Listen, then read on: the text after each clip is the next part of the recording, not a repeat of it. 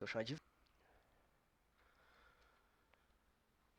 Ó, vamos falar então um pouquinho sobre a equação horária do espaço, né? Então vamos imaginar aqui que eu tenha um móvel, ok? Esse móvel está partindo aqui, ó, no tempo zero, t igual a zero, de uma posição S0, tá bom? Uma posição inicial qualquer, tá?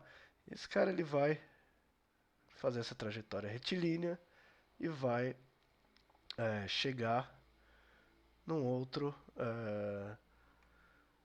num outro ponto, né? Então ele vai demorar t para chegar nesse ponto, e esse ponto ele está ocupando um espaço que eu vou chamar de S, não sei qual espaço é esse, tá bom? Uh, Vamos imaginar que ele sai daqui com a velocidade inicial v0 e ele chega aqui com a velocidade v, ok? Pensando sempre na aceleração nesse sentido, tá? A aceleração está fazendo com que o módulo da velocidade aumente. Então esse v aqui, se eu quiser representá-lo vetorialmente, ele vai estar aqui, ó. Ok? E esse v0 vai estar aqui. Um pouquinho menor porque a aceleração faz com que esse vetor aumente. Tá? Se eu pensar nisso, nessa situação, a pergunta é: como que eu faço para determinar esse S aqui, ó? Né? Que é a posição que ele está depois de um determinado tempo.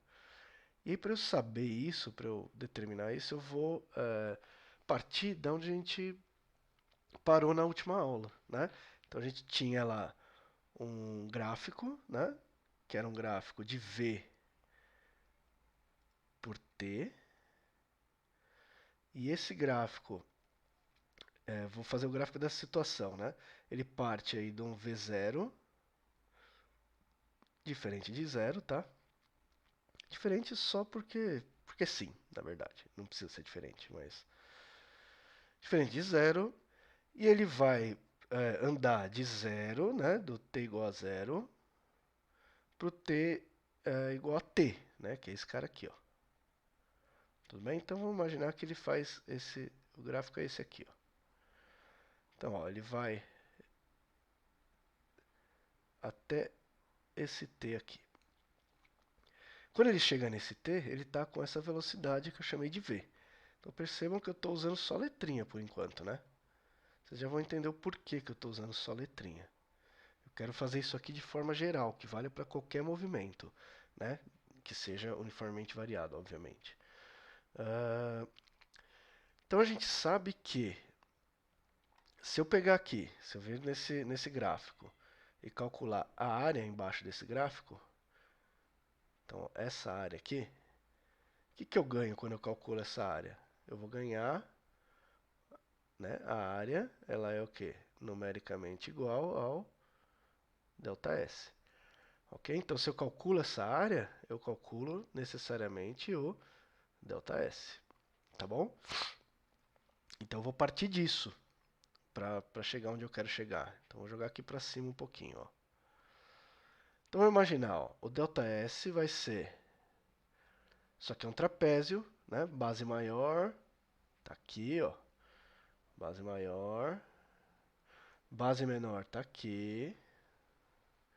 E a altura tá aqui, ó. Tá? Então a base maior vai ser esse V aqui, ó. Então vai ser V mais a base menor, V0, vezes a altura, que é o tempo, né? Ele sai de 0 e vai para o T. Então a altura é o tempo. Tudo isso dividido por 2. Ok? Então, isso aqui a gente tinha chegado na aula passada, no vídeo passado. Né? Vamos fazer só uma coisinha aqui. Esse V aqui, ó, esse cara aqui, a gente aprendeu a calcular lá no início, né? Lá numa das primeiras aulas. Esse V a gente calcula como V0 mais AT, né? Esse V depende do tempo, tá? Então eu posso usar essa equação aqui para determinar esse V. Por que eu estou fazendo isso? Porque eu vou pegar esse cara aqui e jogar ele aonde? Aqui, ó, no lugar do V. Vou substituir uma coisa pela outra. Então vai ficar algo assim, ó. ΔS vai ser o quê? V0 mais AT mais V0 vezes T, tudo isso dividido por 2. Vamos arrumar isso aqui. Então vai ficar, ó, ΔS igual a 2V0 mais AT, tudo isso entre parênteses, vezes o tempo, tudo dividido por 2. Então, continuando, né? ΔS vai ser, vou distribuir aqui, né? Então, ó, distribuir esse T aqui para dentro, ó. Então vai ficar 2V0T vezes T, né? Mais A, T vezes T, T ao quadrado. Tudo isso dividido por 2. E aí, só separar aqui nessa equação, só para ficar mais fácil de você perceber o que eu vou fazer. Então, o ΔS pode ser escrito assim, ó, 2V0 vezes T sobre 2 mais AT quadrado sobre 2. Ok? Por que eu fiz isso? Para poder dar uma simplificada aqui, ó. Tá? Então, ó, o ΔS vai ser V0T mais AT quadrado sobre 2. Mas quem que era o ΔS? Né? Quem que era esse cara aqui, ó?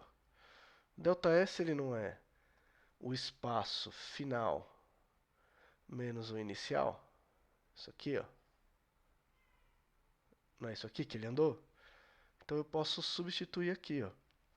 Eu posso abrir esse cara, esse ΔS, em vez de escrever ΔS, eu posso escrever S menos S0 igual a V0 vezes T mais A T quadrado sobre 2.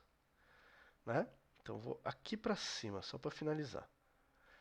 Então, só para terminar aqui, eu não queria descobrir essa posição. Então, para descobrir a posição no movimento uniformemente variado, basta eu aplicar essa equação. Vamos só ajustar essa equação aqui. Então, ela vai ficar S igual, o menos S0 vai passar para o outro lado, então vai ficar positivo, S0 mais V0T mais AT quadrado sobre 2. Ok? Então, essa equação aqui, essa função, que é uma função de segundo grau, é o que eu chamo de função horária do espaço. Ela está me dando um espaço, né, uma posição, em função do tempo, né, conforme o tempo passa. Tá? Isso aqui é uma equação de segundo grau. Tá? A gente vai falar em breve do gráfico, né? É uma parábola o gráfico disso aqui. Mas é importante saber que se você precisar achar a posição de um móvel que está em movimento uniformemente variado, você pode usar essa equação para resolver seu problema. Ok? Então a gente volta daqui a pouco para falar do gráfico disso aqui.